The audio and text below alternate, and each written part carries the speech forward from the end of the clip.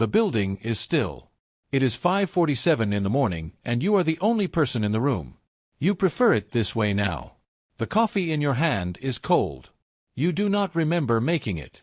Through the floor-to-ceiling windows, the city is beginning its gray translation from night to day, and you are standing in the gap between them, the space where nobody else can see you yet.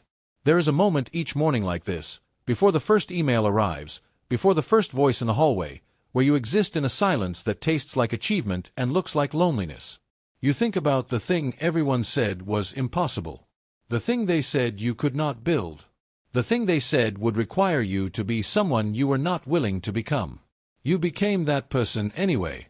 And now the silence is so complete that sometimes you forget what the noise sounded like. Level 1. The believer. The silence changes here. You are 32 years old and you are in a basement with blueprints that nobody asked you to draw. The fluorescent lights hum. Your laptop screen is the only source of warmth. Around you are 7 months of nights that your employer does not know about, of work done on infrastructure that was supposed to fail, on a system everyone said would collapse under its own ambition. You have a day job. This is your night job. This is the thing you cannot stop doing, even though you cannot afford the time it costs. Your roommate has stopped asking when you will be home. You have stopped pretending you know the answer. The blueprints are meticulous. Every calculation is yours. Every connection, every pathway, every load-bearing decision, this is what it means to build something alone. The silence here is not peaceful. It is the silence of obsession.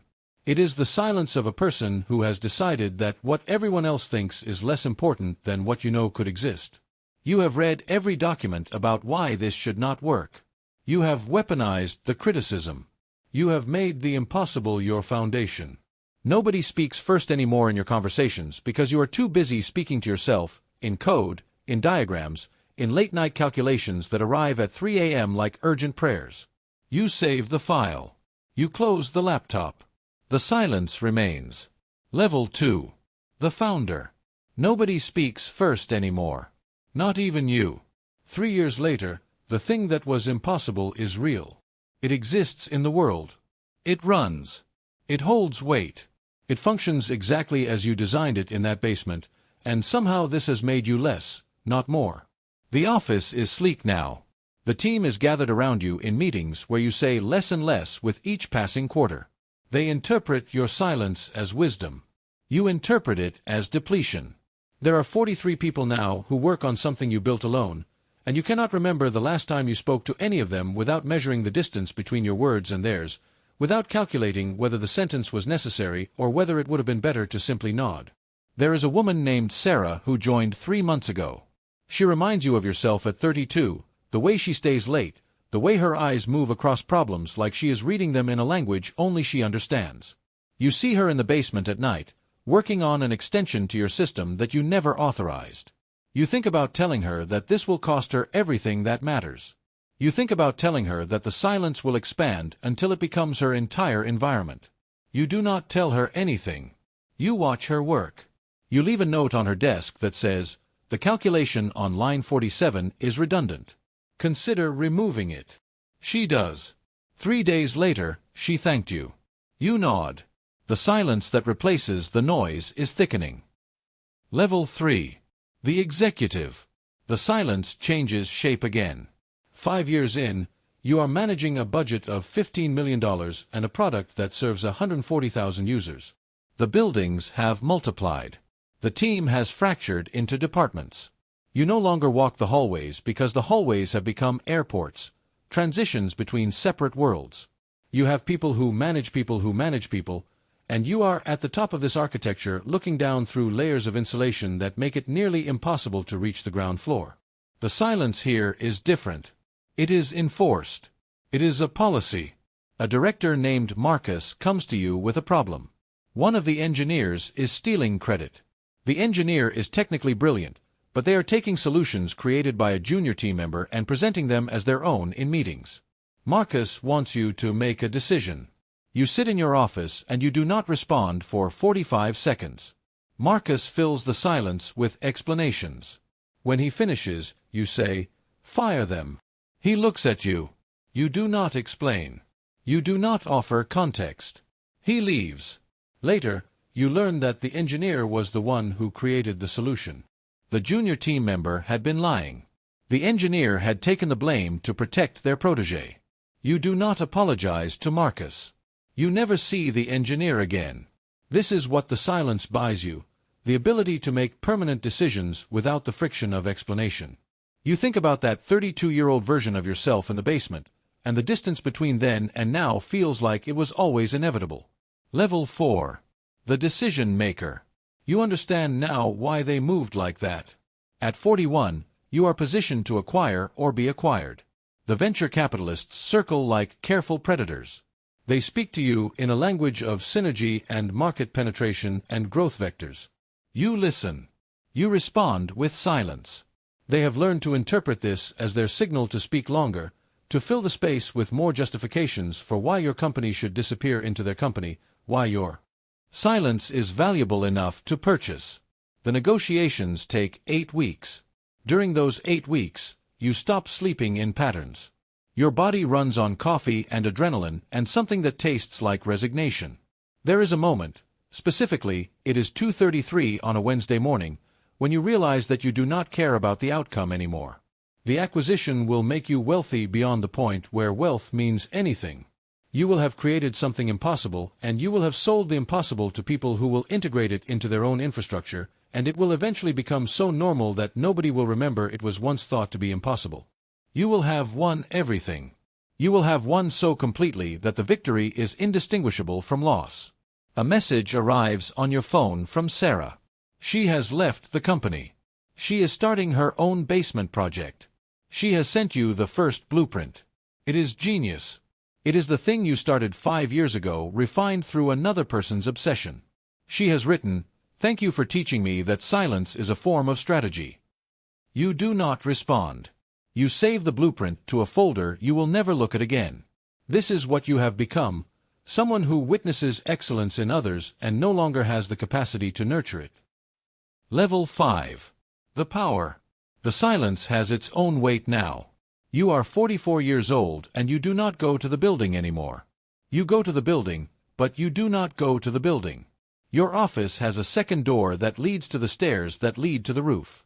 You spend time up there. The city looks different from a height that nobody can reach you at. Your CFO sends reports through email. Your board sends decisions through email. Your team sends updates through email. Everyone communicates with you through text because they have learned that your presence in the room is irrelevant to the outcome. You are Schrödinger's decision-maker. You exist in all states until the moment someone needs you to collapse into action, at which point you are always, without fail, correct. There is a child at the company's annual gala who asks you what you do. Her name is Emma. She is maybe 8 years old. She is the daughter of a junior executive. She has somehow separated from the crowd of adults and found her way to where you are standing alone by the window. She asks the question so directly that you almost answer her honestly. You consider telling her, "I built something that made me less human." You consider telling her, "I learned a trick that everyone will learn if they stay here long enough, that you can win everything by giving up the thing that made you worth winning for." Instead, you say, "I run a system." She nods. She thinks about this.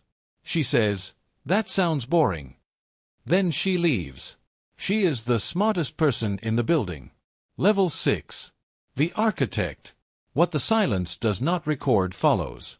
47 years old. The acquisition completed. The money is real. Your name is on documents as a founder, though nobody uses your name anymore. They use the company name, which has become a product name, which has become a category name. The thing you built has achieved a kind of immortality. It no longer needs you. It barely remembers you built it. In a decade, someone will write a history of this technology, and your chapter will be approximately 3 paragraphs long. They will get 2 facts right. They will miss the entire point. You are in the office at 5:47 in the morning again. You have been here for years and nothing about the ritual has changed. The coffee is cold. The city is gray. The silence is absolute.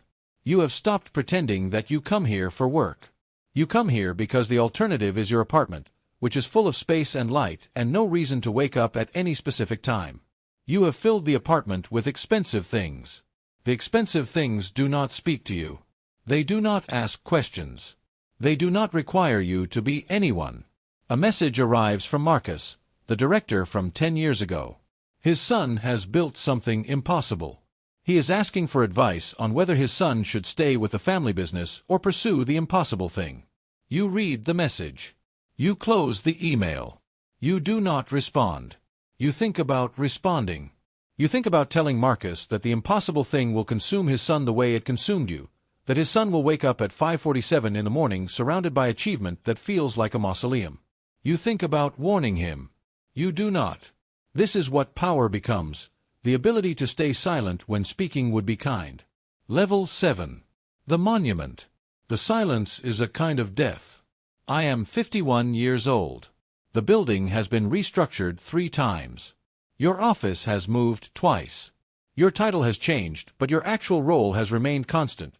You exist as a decision-making algorithm that the company has embedded in a human-shaped container. You make approximately 3 decisions per month. The rest of the time you are available to make those decisions.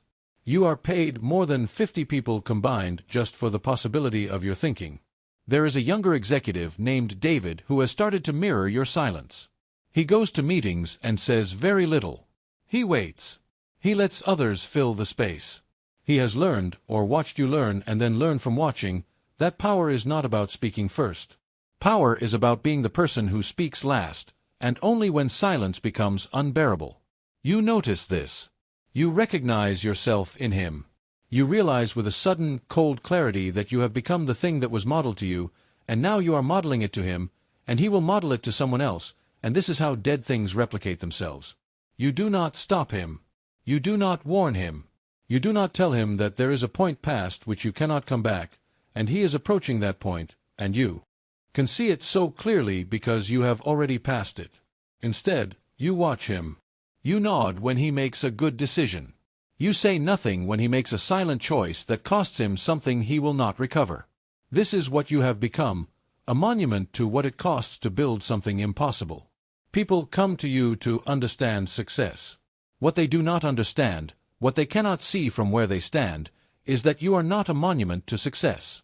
You are a monument to the absence of it. Level 8. The witness. The building is still. It is 5:47 in the morning. You are not in the office. You have taken a leave of absence.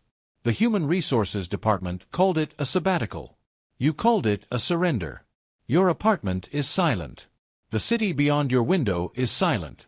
Everything is silent in a way that feels less like peace and more like the absence of your ability to make noise.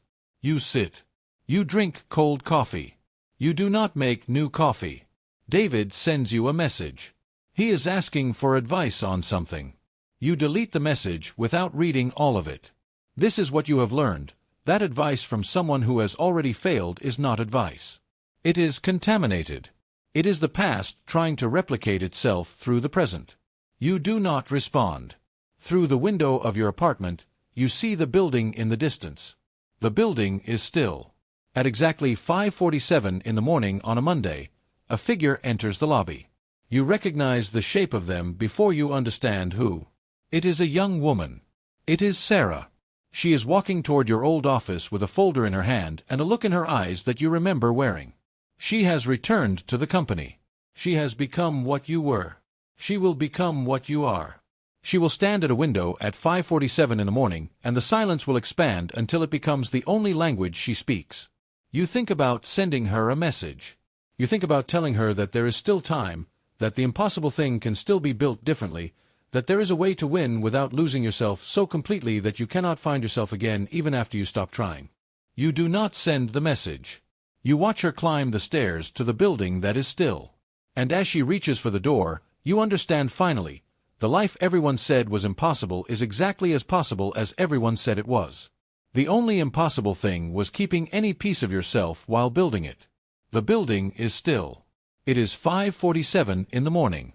And the silence has its new inhabitant now.